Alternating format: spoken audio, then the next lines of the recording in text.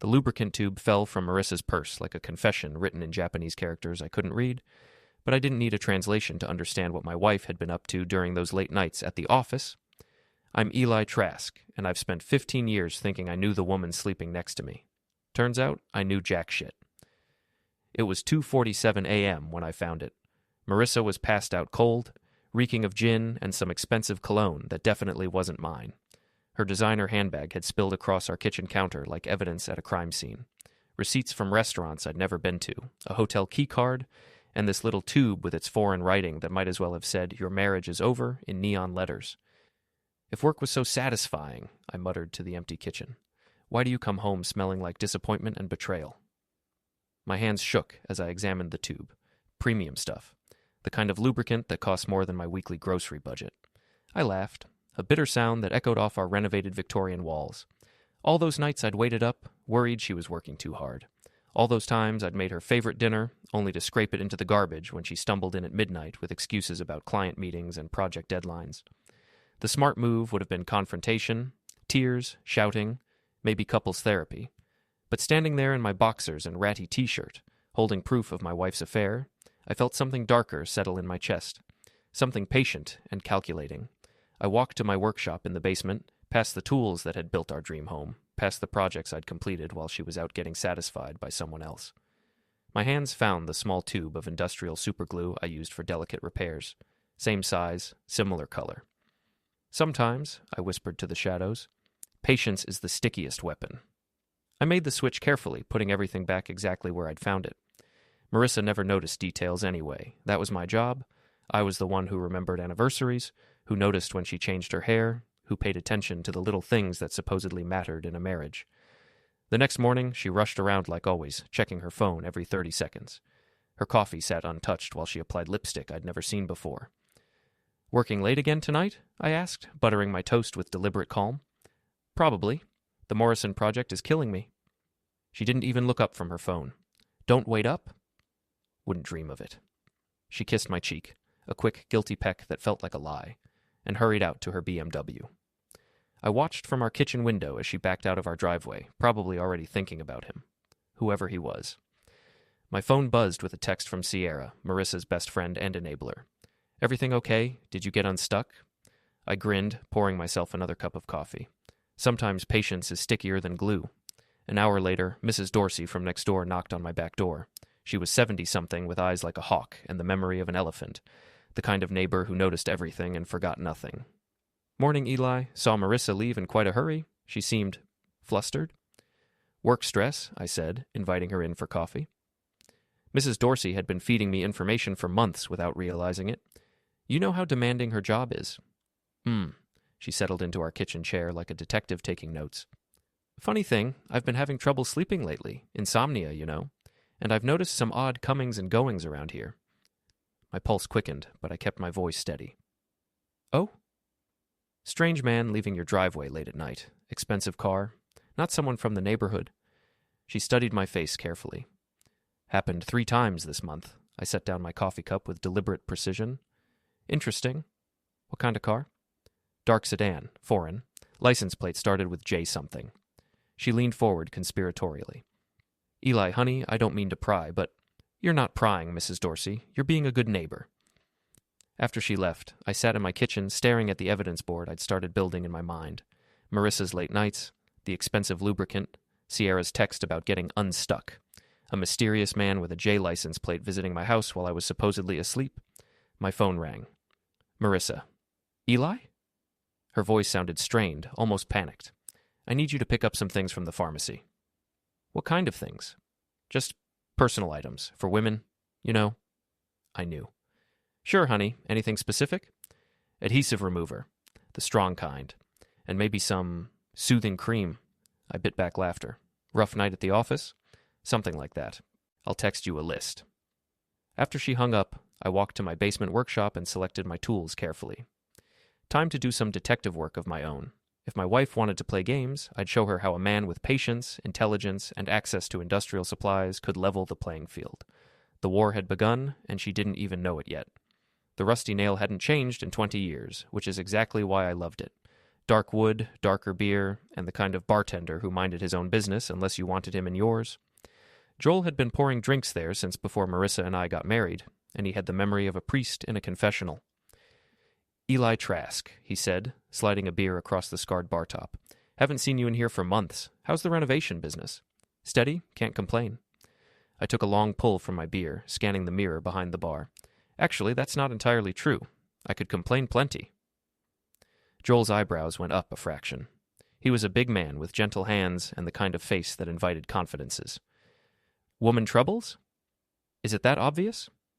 You've got that look, like someone who's been sleeping on the couch in his own house." I laughed, but it came out hollow. "Close.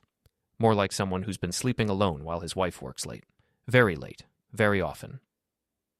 Joel nodded and continued polishing glasses. "Marissa still at that architecture firm?" "Brennan and Associates. Yeah, she's there all right. Question is, who else is there with her?" "Want to talk about it?" I did, actually, more than I'd realized. You know how sometimes you think you know someone, and then you find out you don't know them at all? Story of my life, friend. Story of everyone's life who's ever been married. I pulled out my phone and showed him a photo of the hotel keycard I'd found. "Recognize this place?" Joel squinted at the screen.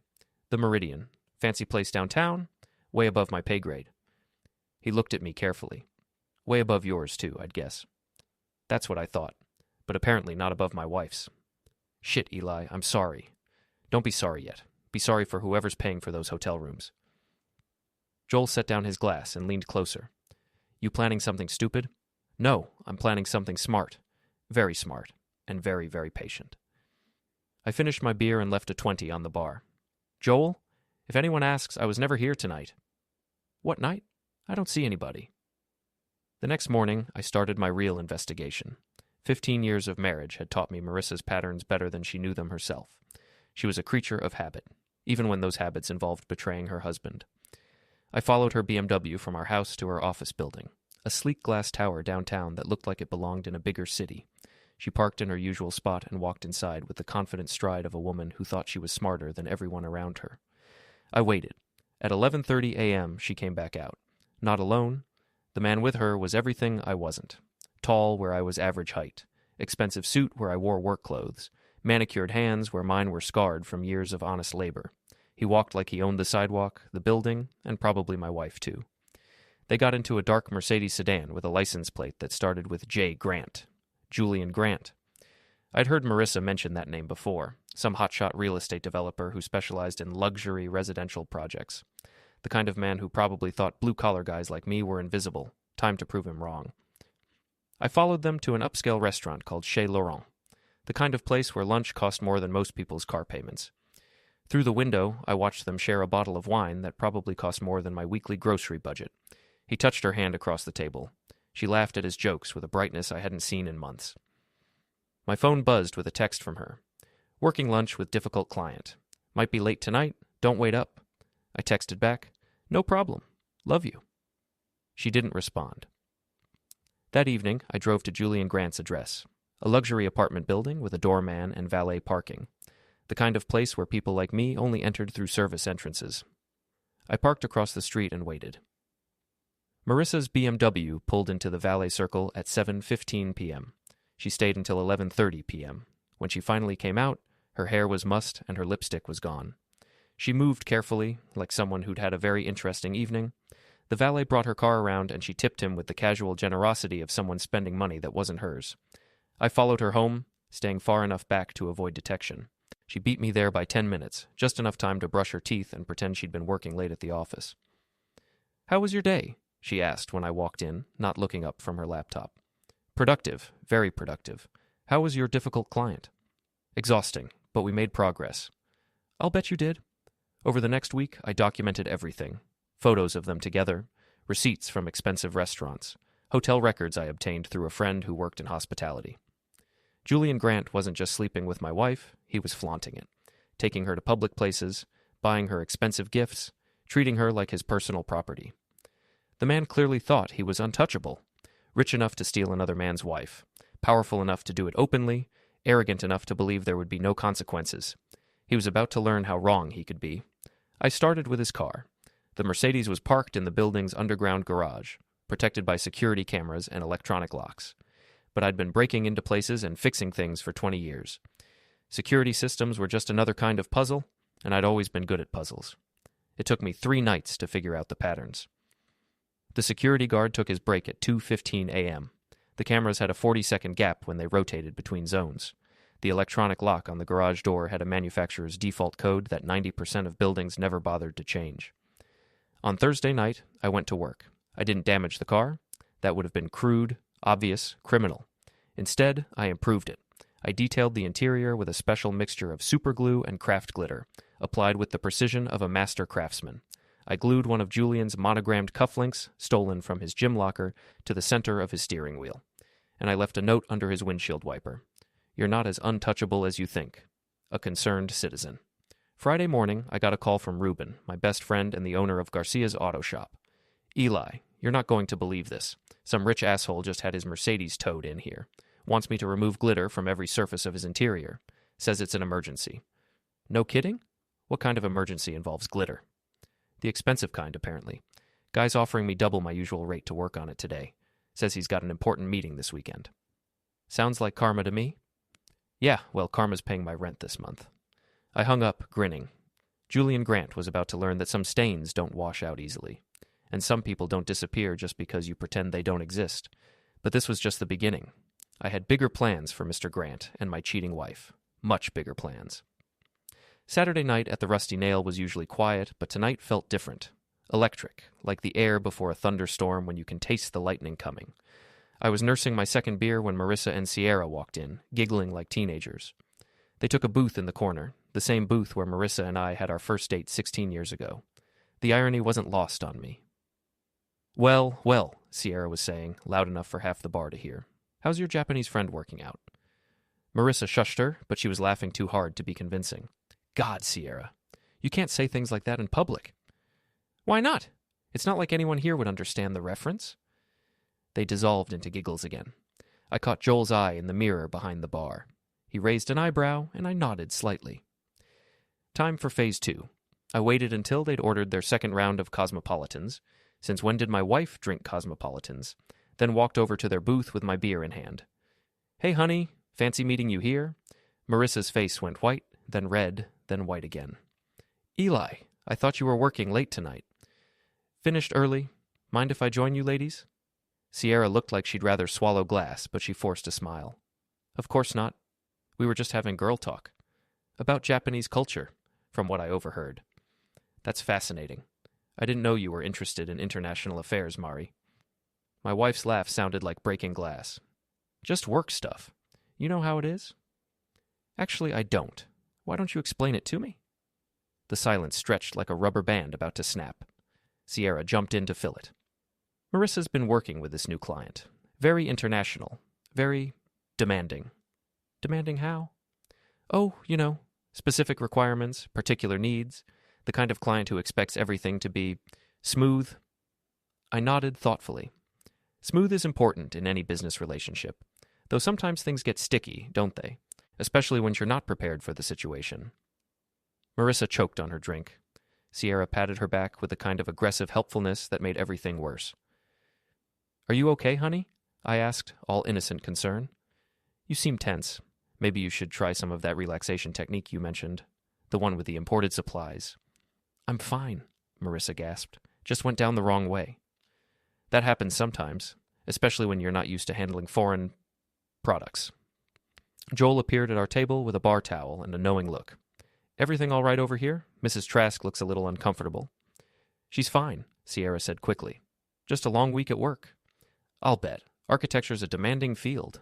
Lots of late nights. Lots of hands-on work." I stood up, finishing my beer in one long swallow. "Well, ladies, I'll let you get back to your cultural discussion. Mari, don't stay out too late. You look tired." As I walked back to the bar, I heard Sierra whisper urgently, "How much do you think he knows?" "Nothing," Marissa whispered back. "He can't know anything. He's too stupid to figure it out." I smiled into my fresh beer. We'd see about that. Monday morning brought the first real escalation. I was in my workshop when my phone rang. Unknown number. "Is this Eli Trask?" "Depends who's asking." Julian Grant, I think we need to talk. My pulse spiked, but I kept my voice level. I don't think we have anything to discuss, Mr. Grant. Oh, but we do. See, I've been having some problems lately. Car problems. And I have reason to believe you might know something about them. I'm sorry to hear about your car troubles. Have you tried a good mechanic? Cut the shit, Trask. I know it was you. I'm afraid I don't know what you're talking about. But if you're having automotive issues, I could recommend someone. My friend Ruben does excellent work. Very thorough. Very detailed. The silence on the other end was deafening. Listen to me very carefully, Julian finally said. Stay away from my property. Stay away from my business. And stay away from my personal life. Your personal life? I let confusion creep into my voice. Mr. Grant, I think you have me confused with someone else. I'm a home renovation contractor. I fix broken things. I don't get involved in other people's personal lives. You know exactly what I'm talking about. Actually, I don't, but I'm curious. What makes you think your personal life has anything to do with me? Another long silence. When he spoke again, his voice was tight with barely controlled anger. This is your only warning, Trask.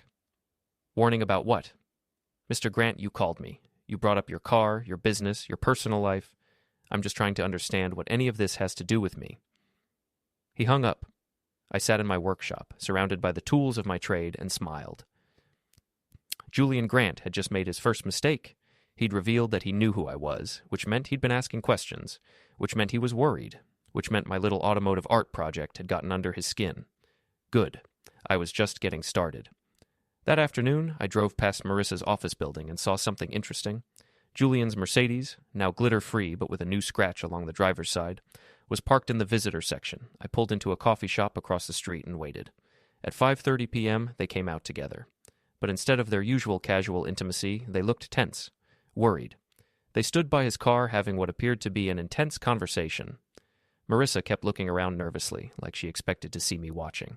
She was right to be nervous. Julian handed her something, an envelope, and she shook her head. He pressed it into her hands anyway. She looked at it like it might explode, then shoved it into her purse.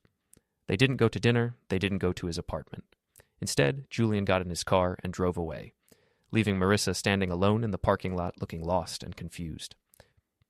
She sat in her BMW for 20 minutes before finally starting the engine. That night, she came home at her normal time for the first time in weeks.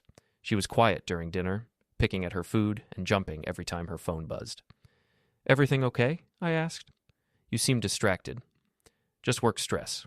The Morrison project is getting complicated. Anything I can help with?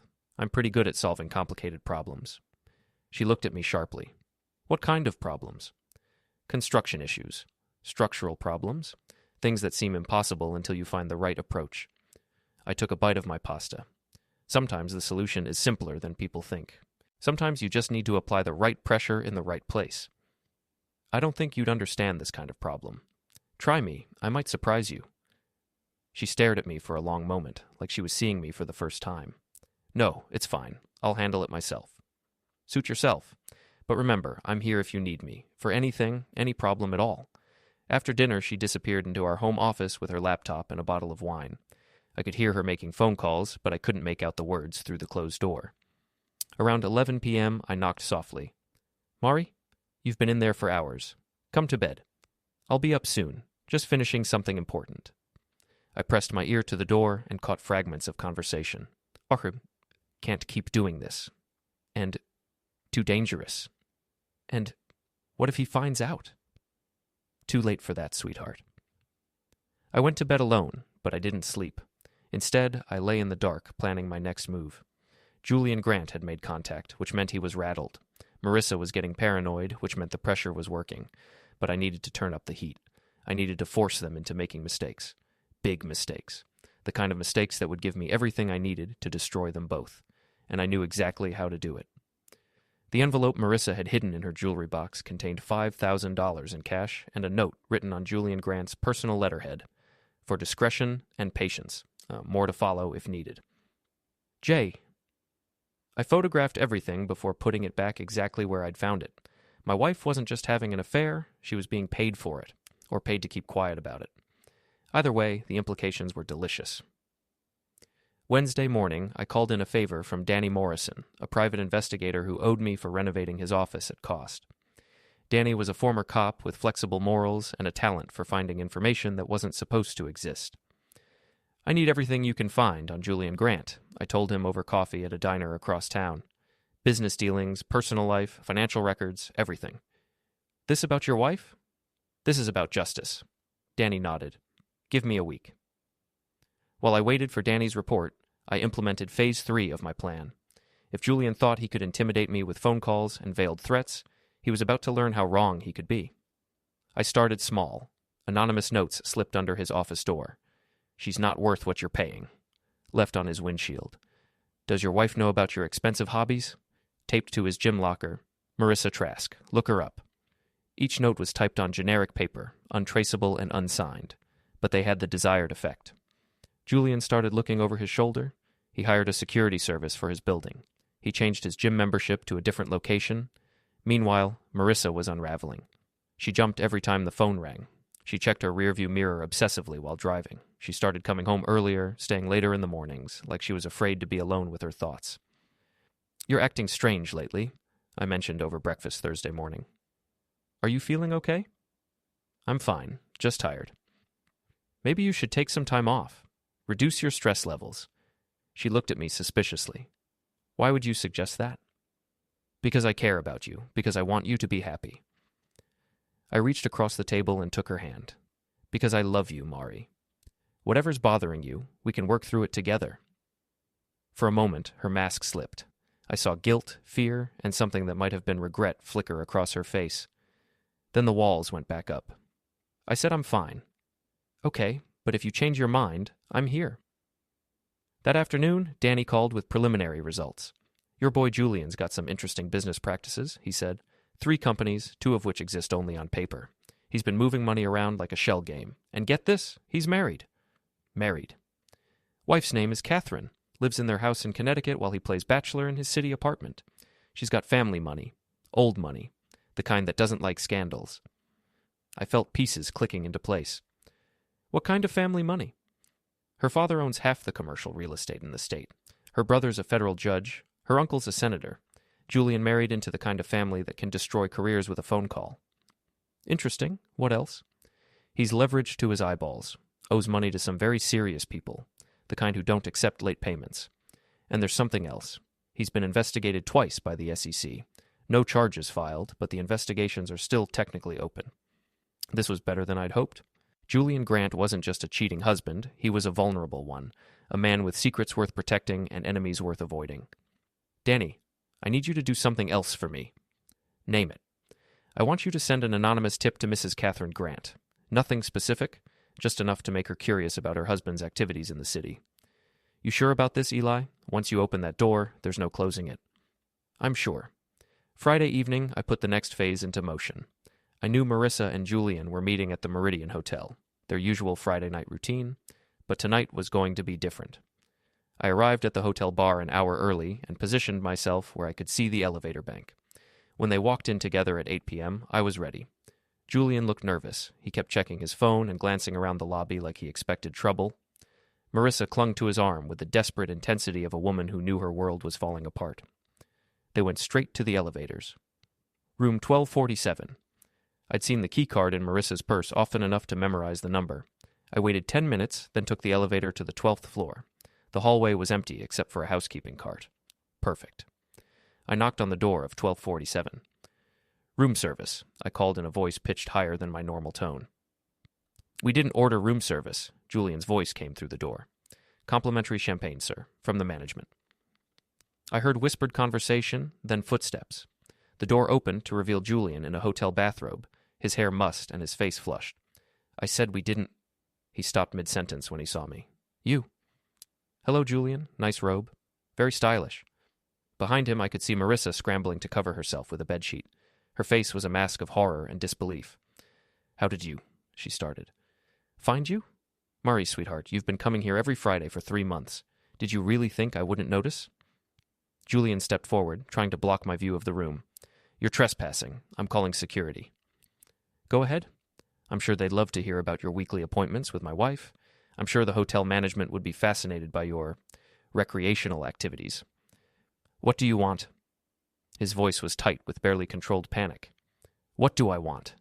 I pretended to consider the question. I want a lot of things, Julian. I want my wife to remember her wedding vows. I want you to remember that actions have consequences. I want both of you to understand that some people don't disappear just because you pretend they don't exist. Eli, please, Marissa said from behind him. Let me explain. Explain what? How you've been taking money from your lover? How you've been lying to me for months? How you've been spending our anniversary money on hotel rooms and expensive lingerie?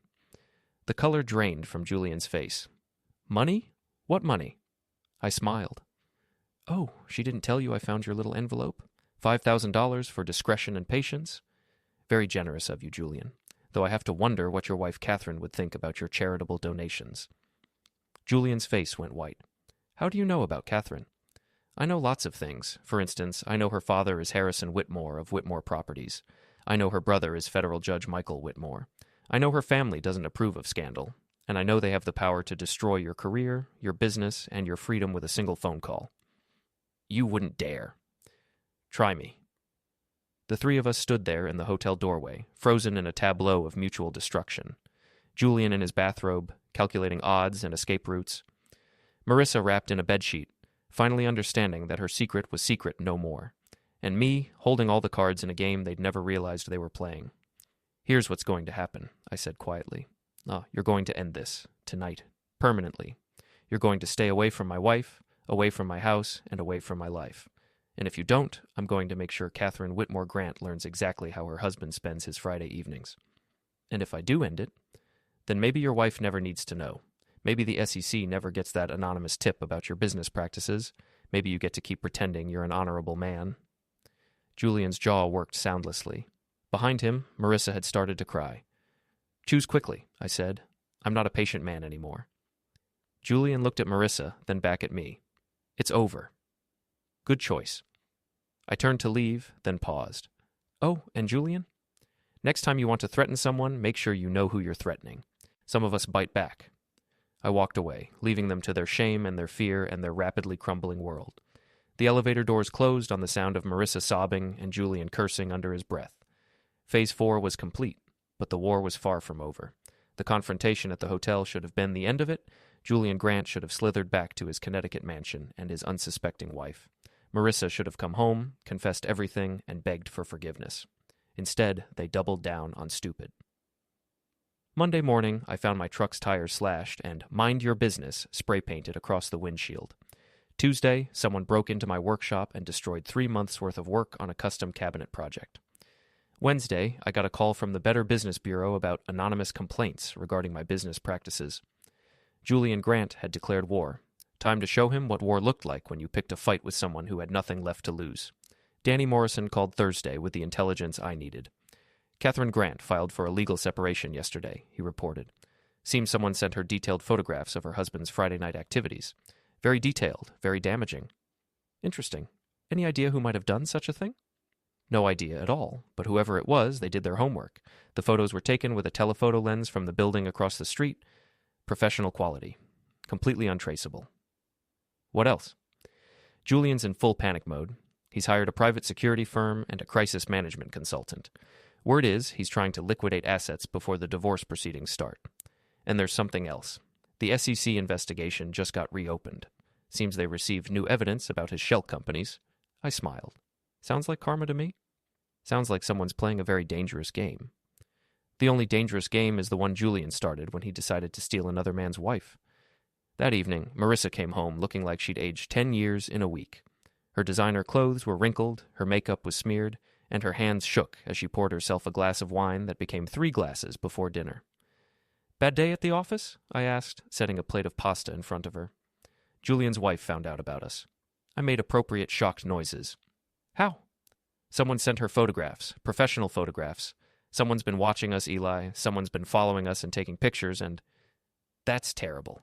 Do you have any idea who would do such a thing? She looked at me with red-rimmed eyes. Do you? Me? Honey, I'm a contractor. I fix broken toilets and install kitchen cabinets. I don't know anything about private investigators or telephoto lenses. But you knew about the hotel. I followed you there once, last Friday. I was worried about you, so I followed you to see where you were going. I reached across the table and took her hand. Marie, I know about the affair. I've known for weeks, but I love you. We can work through this. She stared at me like I'd grown a second head. You love me? Even after everything? Especially after everything. You made a mistake. A big mistake. But people make mistakes. The question is, what are you going to do about it? For a moment, I thought she might confess everything.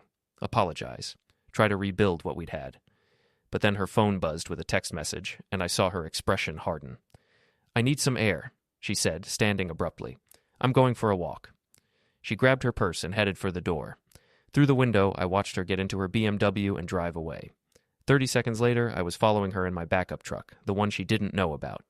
She drove to Riverside Park, where Julian was waiting by the old stone bridge. Even from a distance, I could see the tension in their body language. They weren't lovers meeting for a romantic tryst. They were co-conspirators planning their next move.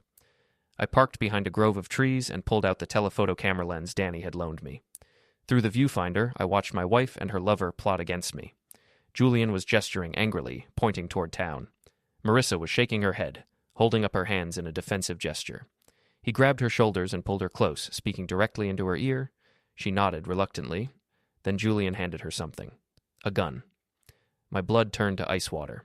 They weren't just planning to leave me, they were planning to eliminate me. I took 17 photographs before they separated. Julian driving north toward the highway. Marissa sitting alone on a park bench, staring at the weapon in her hands like she couldn't believe what she was holding. She stayed there for an hour, just sitting and thinking and occasionally wiping tears from her face. Finally, she got up, walked to the edge of the river, and threw the gun into the dark water. Then she came home and pretended nothing had happened. "How was your walk?" I asked when she came through the door. "Refreshing. I needed to clear my head." "Feel better?" "Much better. I think I know what I need to do now." "I'll bet you do." Friday morning, I made 3 phone calls. The first was to Detective Ray Morrissey, an old friend from high school who'd gone into law enforcement instead of construction. "Ray, I need a favor. A big one." "What kind of favor?" "The kind that might save my life." The second call was to my lawyer, Beth Hamilton. "Beth, I need you to prepare some documents for me, divorce papers, and I need them today." "Eli, are you sure about this? Divorce is a big step." "I'm sure. And Beth? I need you to include everything. The affair, the money, the photographs, everything." The third call was to Sierra, Marissa's best friend and enabler. "Sierra, it's Eli. I need you to give Marissa a message." "I don't think that's appropriate, Eli, given everything that's happening. Tell her I know about the gun. Tell her I know about the plan. And tell her that if she wants to end this marriage, there are legal ways to do it, ways that don't involve anyone getting hurt." The silence on the other end of the line was deafening. "I don't know what you're talking about," Sierra finally said. "Yes, you do, and so does she. Make sure she gets the message, Sierra, before someone does something they can't take back." That evening, Marissa came home early. She found me in the living room with divorce papers spread across the coffee table and a bottle of bourbon half empty beside them. "What's all this?" she asked, though her voice suggested she already knew. "Your freedom. Everything you wanted, all legal and above board. No need for dramatic gestures or permanent solutions." She sat down across from me, her face pale but determined. "How long have you known?" "About the affair? Months. About Julian's financial problems? Weeks. About his wife filing for separation? Days. About the gun?" I met her eyes directly. "Since last night. You followed me." "I protected myself. There's a difference." She picked up the divorce papers and flipped through them slowly. "You're giving me half of everything. It's only fair. Half of everything we built together. Half of everything we destroyed together. I never meant for it to go this far. But it did. And now we have to deal with the consequences." She set the papers down and looked at me with something that might have been regret. "What happens now?" "Now you sign the papers. You pack your things. You start over somewhere else. And you never, ever contact me again." "And Julian?" "Julian's not my problem anymore. He's about to have bigger concerns than our marriage." As if on cue, my phone rang. Danny Morrison. "Turn on Channel 7 News," he said without preamble. I grabbed the remote and switched to the local news station. The lead story was about a federal investigation into real estate fraud. Julian Grant's photograph filled the screen as the anchor described charges of money laundering, tax evasion, and securities fraud. "Federal agents raided the offices of Grant Development this afternoon," the reporter was saying. "Julian Grant is expected to surrender to authorities tomorrow morning." Marissa stared at the television in shock. How is this possible? Turns out the SEC had been building a case against him for months. They just needed someone to provide the missing pieces of the puzzle. I took a sip of bourbon. Amazing what people will do when they're presented with the right incentives. You did this. I protected myself. From both of you. She signed the divorce papers without another word. The next morning, she packed 2 suitcases and left our house for the last time. No tears, no apologies, no final attempts at reconciliation, just the sound of her BMW pulling out of our driveway for the last time. Julian Grant was arrested 3 days later. The federal charges carried a potential sentence of 25 years.